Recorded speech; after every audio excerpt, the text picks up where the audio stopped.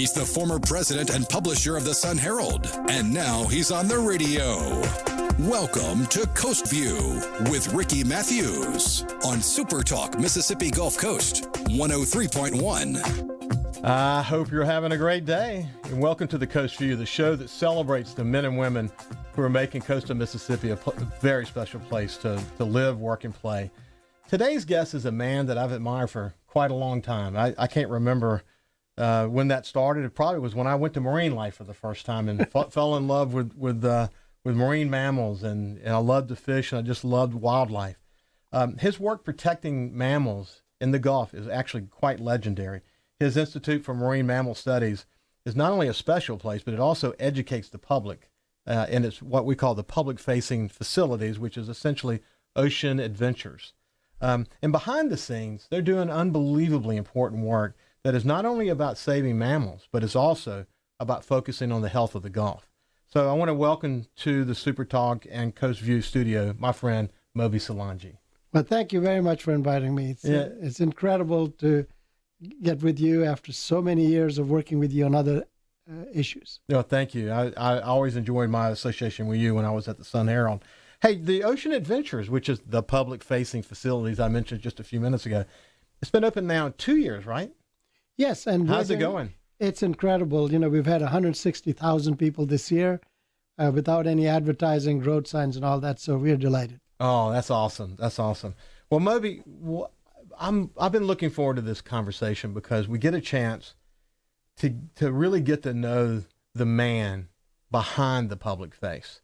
And so we'll get into the work that you're doing, why it's critical, especially recently as it relates to the Bonnie Carey Spillway, the work that you've been doing through the coalition, the Marine Mammal Coalition. We'll get into all that.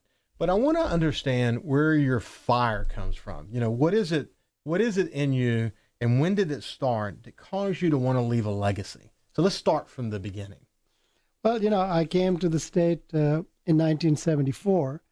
I was at Texas, going to school at Texas A&M, and I was also working with National Marine Fisheries Service up there. And I got a scholarship here, and when after the oil embargo, they wanted to study the effect of oil before they started drilling in the Gulf of Mexico. And that opened doors for me in the sense that there was really no background data. And having a scholarship that would pay for everything was really intriguing and exciting. So you went to the University of Southern Mississippi? I did. I started with Gulf Coast Research Lab, did my work there, and I then went to work with a study at Southern. So where did it occur to you that you're onto something, that it's way deeper than the study you were involved in? Well, I think, my PhD was effect of crude oil on fishes. I did a lot of stuff with aquaculture. One of the things I realized early on in my life that 3/4 of the environment was the marine environment, yet we hadn't really understood it or explored it to the benefit of human beings.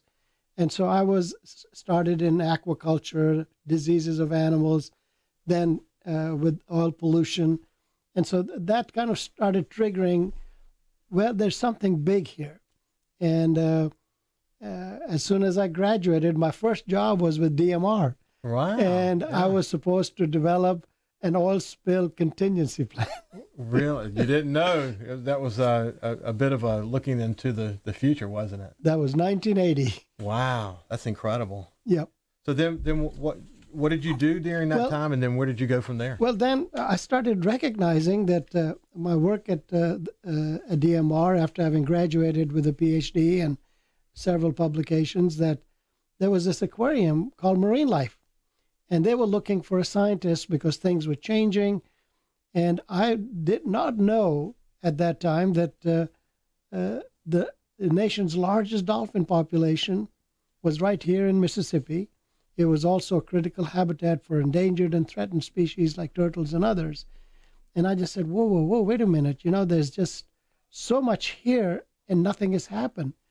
And the plight of Louisiana, Mississippi, Alabama was that they did not have a focus and did not recognize the immense importance of the Gulf of Mexico. Mm-hmm. And so, having studied aquaculture, studying oil pollution, I realized that these animals, especially dolphins being on top of the food chain, would be a good biological indicator. Maybe we should look at it because they live in the same environment. We swim in it, they swim in it. We eat the same food. Of course, we cook ours. And so they are basically the canary in the mine.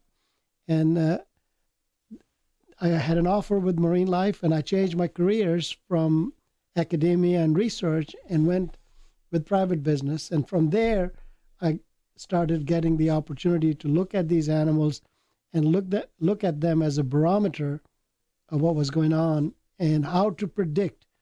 And incredibly, after my 30 or 40-year career, I can use these animals and predict a disaster before it happens. So what's interesting about what you did come on the Marine Life full time, but you didn't give up academia at all. You became adjunct professor. You became associated with several universities along the way. Talk about that for a minute. Well, that was really a great advantage for me. Here you had a business, and I convinced my business partners that a healthy animal is a good thing for business. Living longer is healthy, but we should also know what makes them tick in the environment. Mm-hmm. And so I used my qualifications to bring in scientists. We did health assessments for these animals. We started looking at how the ecology of the area worked and how would it benefit us and how could we educate people. And so I used Marine Life as a mechanism to create better stewardship, put out the information how to utilize better the area that was really not being properly utilized to its maximum capacity. And so it all worked out that we started getting some fascinating results to the extent that the U.S. Navy saw these animals as an asset. Mm-hmm. And all the animals with the U.S. Navy today have come from Mississippi. Wow. So initially it was you brought scientists in. You were doing important research as it relates to this, the top of the food chain, so to speak. You were learning a lot about the natural environment. At what point did it evolve into the Institute? Well, I actually, in 1984, we formed the Institute in a way to formalize this relationships that we had with many universities, governments, because it was easier to have a nonprofit organization working and studying and focused. And so I was blessed that my partners understood the value of science and the value of studying this and the value of what we were producing. So with scientists at LSU and USM and Mississippi State and all over the country, with the U.S. Navy, with NOAA, we were able to really put together a lot of emphasis on this area of study. So at what point did the stranded network start to kick in? Was that immediately? It was. I mean, it's amazing that you understand how this developed. Once we started looking at it and using these animals as the biological indicator, canary in the mine, my first thing was, why are they dying? Some could be natural. Now, these animals are like black boxes. They stored that information. For example, a tooth of an animal, just like a tree, has rings. And by studying the rings, you can tell where a traumatic event may have happened. So we started looking. They also store insecticides, pesticides, and everything in their blubber. And so we were able to show how DDT had gone into them and was affecting these animals, eventually affecting us. Mm-hmm. And so these animals became the focus of our study, because by using them, we were able to predict and also tell what may have happened and is going to happen. So since people who would go to Marine Life back in the day, they saw it as this sort of retail organization where you go and watch the dolphins and you go see fish and whatever. Maybe people didn't have a strong enough appreciation for what was happening behind the scenes as it relates to our own physical health and the health of the Gulf and those of us who live on the Gulf. That's kind of a fascinating reality. But you were pretty, I remember seeing you on TV talking about, why these things are important. You were doing, I think, a pretty good job, coming up to Katrina, in fact, of letting people know what you were up to. But it was just constant growth of that organization, wasn't there? It is. And we changed the way our narratives, instead of, having them jump through hoops and stuff, we pointed out that, if you love animals, you make learning fun, retention is longest, and people will appreciate them and nature. So what you had is lots of different dimensions. There was the scientific dimension, there was sort of the tourist dimension, and in between there was tremendous learning that was going on. You saw an opportunity to educate people about the ocean, and a lot of people came to marine life. And then of course Katrina hits, and things kind of changed pretty dramatically. So when we come back, we're going to continue our journey and our conversation with Mobi Solangi, who has the Institute of Marine Mammal Studies. We'll be back after this break. You can also listen live to SuperTalk Mississippi Gulf Coast 103.1 on your Amazon Alexa devices. Once you've enabled the skill, just say, Alexa, open SuperTalk Mississippi Gulf Coast. This is Coast View with Ricky Mathews on SuperTalk Mississippi Gulf Coast 103.1. Welcome back to Coast View. I have a wonderful guest today, Mobi Solangi, whose Marine Mammal Studies Institute is doing some amazing work. And we're talking about the history back when it was associated with marine life. You had the Institute doing scientific work, marine life, sort of the tourism entity, and then in between, tremendous education that was taking place. Then Katrina hits, and really the world was turned upside down for all of us, especially marine life. So tell us that story. Yeah, it was a very traumatic event. I was 55 years old at that time, and we had worked towards really having established a great program, a lot of focus on the environment and the value of the environment. We felt that we could work prudently with the environment and, getting all the resources that we need, whether it's fisheries and oil. And Katrina was the most devastating event in my life. I mean, I've moved from here to here to here, and it just totally wiped out our business. It wiped out everything that I had worked for. And I wasn't sure what was going to happen to us. Part of it was that we had evacuated some animals that were left in a 30-foot high pool, which had survived previous hurricanes. The tidal wave was over 30 foot, and they swept away. And now, we had some animals that were scattered. These animals had been swept away. And while I had my house damaged, my family scattered off, what do? I still had to get back what we had worked all our life for. And so the fascinating thing, we have books written on it, 8 dolphins that had been with us, some of them captive born, that got swept out. We were able to commandeer a helicopter and some boats, and we flew out, and they all came back. All of them stayed together. We trained them to beach on mats. Everybody in the country helped support us. The U.S. military's Navy officers sent over mats, and we were able to use the CB base, government officials, other organizations, and it was an incredible story. It took away the myth that, if you release these animals, that would probably go away. They wouldn't go away. Even the wild animals wanted to join their compatriots because they were getting free meals. So some wild animals actually joined in with the 8 that you were. Yeah, they just stay on the side and say, hey, they're getting a free meal, and how do we get into this business? Yeah. But it was incredible. Every day we would go and train them in the wild, not knowing if they would be there next morning. We saved every one of those animals, and but it was a start of another journey. Mm-hmm. Now what do I do? Mm-hmm. The animals, we had no home. Things became difficult. Those animals had to be moved, and they were moved to the Caribbean and one of into the Bahamas. And so I am left with nothing. Mm-hmm. And I am now thinking, what should I do?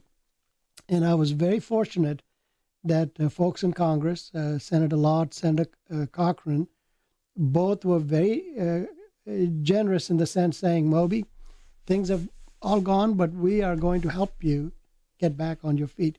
This is a tremendous asset. They recognize the importance of what we did and the value of what we did. And they decided that they were going to help us get on our feet. So what was the next step? Because the reality was that you had done such a good job prior to the storm, helping everyone understand the relationship between the Institute and the work that it was doing, and ultimately a healthy Gulf. I mean, people began to see that. You've really articulated that well. In fact, you talked about that being part of your legacy, didn't you? You bet. I mean, and what I felt was that I came to a state in 74, and I'll be very honest with you, people in Texas said, don't go to Mississippi. Mm-hmm. They would say, that's number 50. We don't even stop for gas. Mm-hmm. And I came here, made my home, raised my family, and fell in love with it. And I had opportunities to go anywhere. And I still remember Senator Lott telling me, Mobi, the biggest problem in Mississippi is people get educated here and then they leave. We want our educated people and their children to stay here, find a job, and create the jobs. And he would tell me, Mobi, it's better to be a big fish in a small pond than a small fish in a big pond. I know you can go to other places, but you'll be a small fish. We want you to stay here, do something, and continue making our state great. And with their help, I wanted to let the local people know that I came here as an immigrant, literally a refugee. This country was good to me. This community was good to me. I was doing something that was a once in a lifetime. People dream about these things. And I've had an incredible journey. I wasn't going to abandon it. And I wanted the folks in this state to know that I was resilient. I was going to come back. And we were going to do things bigger and better than what we had before. And I believe that we have certainly accomplished some of that. So you had tremendous support from both Lott and Cochran, but they weren't alone. There were others in governmental agencies and just all levels of government, from local to the federal level. And you began to move toward putting the Institute out on the seaway. So talk about that process. Well, after Katrina, I think there were some folks that had pretty much given up. And so they gave me a wasteland, this area right next to this industrial seaway, and said, well, nothing ever is going to be done. It's been almost 80 years. It was the spoils that were put in, and do something with it. If you can do something with it, we'll give you a road and so forth. And the requirement was that I had to put about $150,000 worth of investment and create 2 jobs. As long as I did that, they felt they were happy with it. And so I got a 99-year lease on wasteland. And I think now, about $40 or $50 million later, we have created a very unique facility that combines all aspects of education, conservation, research, rehabilitation. For human beings, you have the Red Cross, you have the United Way, you have churches that help human beings in disasters. There's nobody for animals, aquatic animals. You have dolphins, turtles, all these animals. Some of them are endangered. Whales. Yeah. And so they needed help. Turtles who live 70, 80, 90 years, if you lose an animal, a long-lived animal, it takes that many years for its recovery.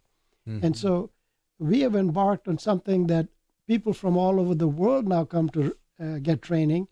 We are now associated with Mississippi State University that has a permanent presence. The program has gone from what marine life was tenfold. And now we are recognized not only nationally, but internationally. And so it has been an incredible journey. It has been something that I would like to leave behind, that the community and the country that provided me those opportunities will have something that they are proud of, and that has given them something to make a difference. So you've got a hospital there. You've got the ability to do significant research on a dead animal just doesn't come in and say, okay, there's nothing we can do. Tremendous study happens around that. You've got facilities now that can actually help you follow it all the way through the process to make sure we've learned everything we can possibly learn. Talk about how substantial that is. It is absolutely great. For example, we do like satellite tagging. 20 years ago, thinking about trying to track an animal was just a dream.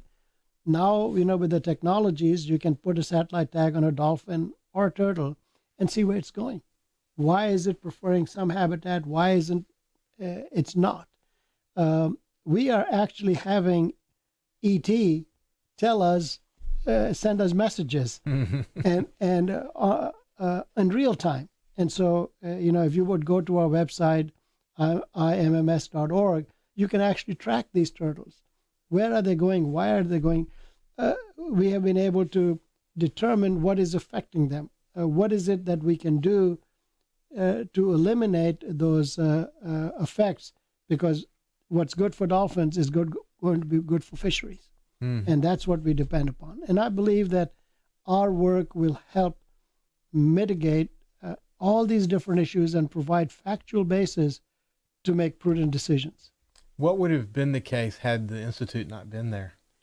Well, Mississippi would have really suffered quite a bit. I mean, we were really literally walking in the dark. Maybe this is, maybe it isn't. Yeah. But when you are able to make a decision based on science and facts, you're comfortable that you've made the right decision. I think we do that in our daily lives.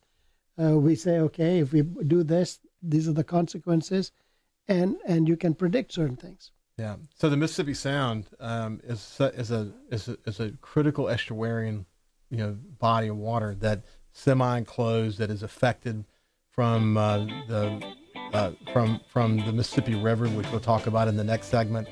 There's runoff issues that are important to deal with, but it is this incredibly important body of water that provides seafood and enjoyment and a great barometer of the health of ourselves by looking at it. So after this break, we'll come back to that and continue a conversation about where's the Institute today, what's happening more specifically with Ocean Adventures, and then we'll talk a little bit about the spillway and your role in the spillway, and look forward to that part of the conversation. This is Mobi Solangi from the Institute of Marine Mammal Studies. Be back after this break.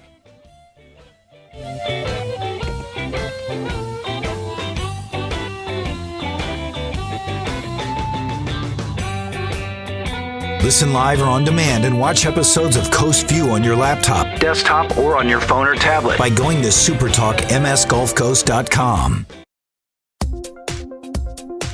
He's the former president and publisher of the Sun Herald, and now he's on the radio.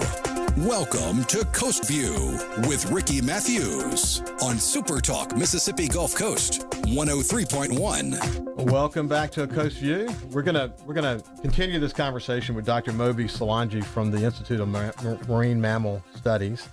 We're going to continue a conversation about the fragility of the Mississippi Sound in just a second, because there's a relationship between your efforts and what happened with the Bonnie Carey spillway that everybody has read about or heard about. And we'll come back to that in a second. What I'm interested in knowing is, what's the status of the Institute today, and what's happening these days at the Ocean Adventures? Well, I think we've made remarkable progress. We opened up one part of the education, the conservation, the rehabilitation in 2009. And then we were able to finish up the second part of it, which was the public display or the window on to tell people what we do. And I think having all aspects that relate to our environment, which is education, conservation, research. We do research on animals in the wild. We are able to predict their movement migration patterns, their site fidelity and population dynamics. We are able to rehabilitate animals that are stranded, and we can examine animals that have died to find out the cause of their death, so that we are able to say these are the areas that we need to be focused on. It has been an incredible success. We never planned to have that many people. Some days, I remember initially I had to call the police because there were so many people that we couldn't control the crowds initially. But, without any road signs, without any advertisement, billboards or something, people are finding us. And so what we believe the mission has really been successful. We do summer camps. We do all sorts of dozing with the dolphins. What we have made is very unique in the United States. Everything is interactive. I remember when 50 years ago, when you went to a zoo, animals were in cages. Then they became habitats. Now people want to be in the habitat. And so what we have done is you can swim with the dolphin, get kisses with the sea lion, swim with the stingrays and sharks, have birds around you, feed from your hands. But at every point, we put out a conservation message. Don't pollute. The Mississippi Sound is such a critical habitat. That is why we are here. If we lose the Mississippi Sound and the fragile environment, there's no reason for us to be on the coast. Mm-hmm. So it doesn't surprise you once you got Ocean Adventures opened up that it was going to do, it did well. It did beyond what I thought. Yeah. And people love that atmosphere that when they come to us, they feel that their coming to us is helping us help the animals in distress. Yeah. And so they feel good about giving their $5 or $10 or $15 to be able to say, we enjoyed it, we learned something, but we also participated and helped the mission of IMMS. So that's a very unique concept. It's a 501(c)(3). It's a nonprofit. It is a nonprofit organization. When I'm retired or gone, it'll continue. We have been very blessed that both our congressional folks, our state folks have been very supportive. We work very closely with DMR, with NOAA, with U.S. Fish and Wildlife, with the governor's office, with the legislature, so counties, cities. And so we have been very, very fortunate that they've all seen the value. And the economic values is also an important. People coming here and visiting and learning and then being careful about going to our beaches and not polluting. So those are good things. It all kind of ties together. As we've repeatedly said, the Mississippi Sound is a unique place. It is a semi-enclosed body of water that has runoff issues that it could face. It has with the Bonnie Carey Spillway, which spills into Lake Pontchartrain and then into Lake Bourne and then into the Mississippi Sound. It's created a lot of awareness about how fragile it can be. Either be pollution intrusion or salt or freshwater intrusion. So we got to experience that in a big way last year, and so now there's a lot of conversation about it. And so we could really get off on a tangent talking about the Bonnie Carey Spillway, but what I'm really interested in understanding is what has your role been in that from the beginning? Well, our role has been, for the last 30 years, we've been monitoring and using dolphins and sea turtles as a barometer.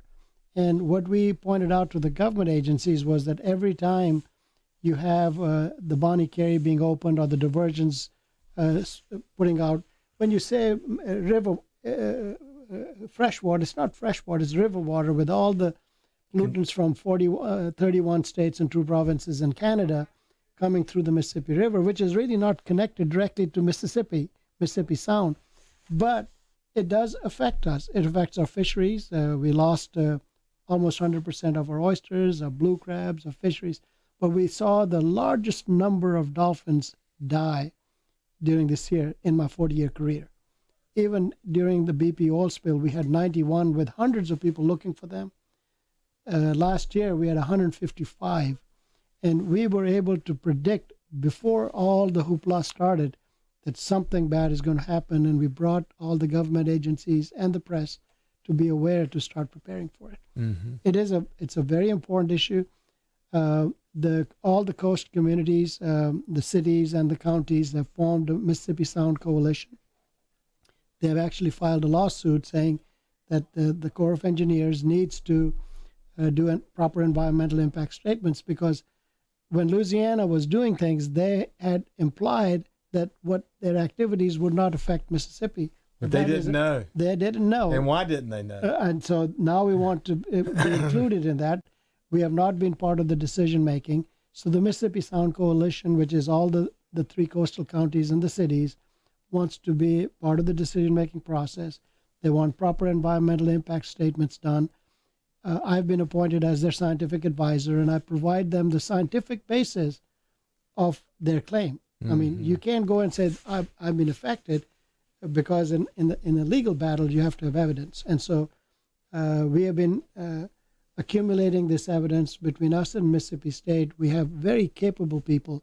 That's the only veterinary school in the state that has provided epidemiologists and pathologists and toxicologists to help the state preserve its assets. Yeah, I have Gerald Blessey that's going to be on. You know, he's got a fascinating life outside of the Bonnie Carey Spillway, but we'll spend a segment talking about the Bonnie Carey Spillway. The way I've written about it, and you and I have had this conversation before, there are so few options available to us that don't cost a lot of money. So what we're going to really need to get, once our state is part of the decision-making process, all of us, including Louisiana, because it's not Louisiana versus Mississippi, people on this side of the river have been impacted greatly by this decision, that ultimately we're going to have to go to our federal government and say, these are the things we need to do, whatever that might end up being, because we know there are very few options ultimately. But you got sucked into a vortex on this one, didn't you? I did. I mean, I had the Attorney General, the previous Attorney General that came and visited, sent their people. So we were part of providing them with the information. I was invited to communicate with the General Kaiser of the Corps of Engineers. So I've been, because of the information and knowledge that we've accumulated, when it was the BP oil spill, for some reason, because I had a PhD in it, I became an expert. And then the Bonnie Carey Spillway with the dolphins and turtles, I became another expert. So God has been kind to me in that respect. So those opportunities have been very favorable to what we have been able to do and accumulate. But this is a very important issue. And one thing we should remember that animals do not recognize these artificial boundaries of state lines. Mississippi Sound is connected to Chandelier Sound and Britain Sound. All these water bodies form one ecosystem which is dependent on each other. And yes, there are solutions. And I've mentioned some of them during my meetings with the Attorney General, with the Corps of Engineers. I also testified in front of the Mississippi River Commission that makes decisions in which we are not a part of. And so, but I think this has been a very rude awakening. And this has really helped our state to understand that this could be cataclysmic. And this is one of the things that really bothers me, is that, you know, as people, when you come into a field, you want to leave it in a better situation than when you found it. And unfortunately, I'm finding that the end of my life stage, that am I going to be able to leave this thing for my children and grandchildren in a better situation than I found it? And if these things are not corrected, this is a very serious issue. Well, the good news is, as was the case after Katrina, as was the case after the BP oil spill, and as was the case after the Bonnie Carey Spillway situation, that the Institute was the point. Exactly. We didn't talk about the pollution around Katrina and the issues that the Sound faced then, but it was pretty significant. You've been in the right position at the right time to be able to speak up for not just the estuarian system, which is important and big, as you say, that goes beyond state lines, but you've been able to also speak up for those mammals that are being impacted by it and other fishery in a way that would not have been possible had you not been in that key position. So you're doing your part, and I've watched it carefully, and because I love the coast, I love coastal Mississippi. If we don't face this head on in an organized sort of way, we're going to regret it. And we're organized. So let's come back after this, and I want to talk a little bit more about how you came to understand how bad the death toll was. And that's what we know about, right? We don't know what we don't know about. Exactly. It could have been even worse. That's right. So we'll come back after the break and continue this conversation with Mobi Solangi from the Institute of Marine Mammal Studies.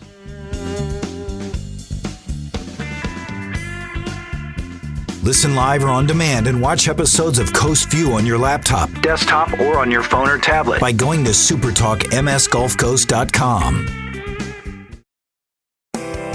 This is Coast View with Ricky Mathews on SuperTalk Mississippi Gulf Coast 103.1. Welcome back to the Coast View. I'm so honored to have my old friend Mobi Solangi here from the Institute of Marine Mammal Studies.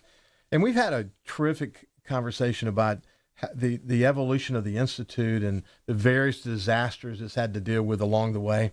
And we're specifically now discussing the Bonnie Carey Spillway. And before we lead that to talk about, where do we go from here, I really want to make sure that people understand that that this is a problem that has to be solved. It's not going to go away. It probably will be opened again in the future. It will be opened again in the future. So there needs to be solutions in place, and we need to be focused on those solutions. But when did you know we had a problem? When on this it got opened twice in 1 year, which is what exacerbated the situation. When did you know we had a problem? Well, we started noticing an increase in strandings in April. And I met with the Sun Herald and others and our state and federal partners that, listen, something is happening. And then come May, it just skyrocketed. And we were noticing immediately that dolphins had freshwater lesions. What happened, these are saltwater animals, and they start having, lesions on their body, which can be where all the viruses and bacteria go into the skin and kill the animal. So maybe real quick, why don't they just go to salt water? That's a great question. Their site fidelity, it's like, this is their home. Like lions and tigers, they have certain territories. Human beings. They're very territorial. And they don't even recognize, it's like an aquatic hurricane happened. It destroyed, and they don't know what's happening. When there's a forest fire, some animals run, but they still keep coming back. And some can't move because this is their home, and they get hurt. And so these animals, before they realized there was a problem, they were sick. And then they didn't have any place to go because this is their home. And so that's one of the things that we've noticed over the years of site fidelity. If these groups of animals inhabit different areas, if these were to go to another area, those animals would chase them out or kill them. Mm-hmm. So there's a lot of biological factors that, yes, they do move back and forth in 30, 40 miles a day. But this was such a devastating incident, and it covered hundreds of square miles. That no matter which way they went. So you started seeing an increase in strandings and the saltwater lesions, mm-hmm. and take it from there. Yep. And that's when we started saying, wait a minute, there is a problem. We need to start looking at it. Then when the second opening happened, and then you had the blue-green algae, and you name it, the habitats of these animals started being affected. Oyster reefs being affected, the blue crabs, which is the diet of the turtles, being affected. So it had a cascading effect on all these different species. And they're the ones that are going through turmoil. We are seeing it from a very different angle. We're not in their environment. It was a silent storm, it's really. It's a silent storm, an mm-hmm. aquatic hurricane. Mm-hmm. And so, and its effects are going to be seen for many years now. Mm-hmm. They don't just come up just like that. In fishery management, you learn you cannot manage fish. Fish will do their own thing. You manage people. Mm-hmm. And that is what is happening, is that over the last 30 years, the rivers have changed, pollution has changed. You have dead zones now. There were dead zones last year in certain areas of Chandelier and other areas. And so the dead zones are caused by the blue-green algae dying and sucking out all the oxygen. Right now at the mouth of the Mississippi River, you've got 8,000 or 9,000 square mile dead zone. Mm-hmm. It's always been there, but it's getting bigger each year. Exactly. Yeah. So Mobi, that's such an important conversation. It's not the last time we're going to have mm-hmm. this. It came up, of course, when we were talking to Joe Spraggins. Mm-hmm. It will come up again mm-hmm. when we talk to Gerald Blessey. Mm-hmm. And I think it's something that we're all concerned about. And I think we're lucky to have you in that role.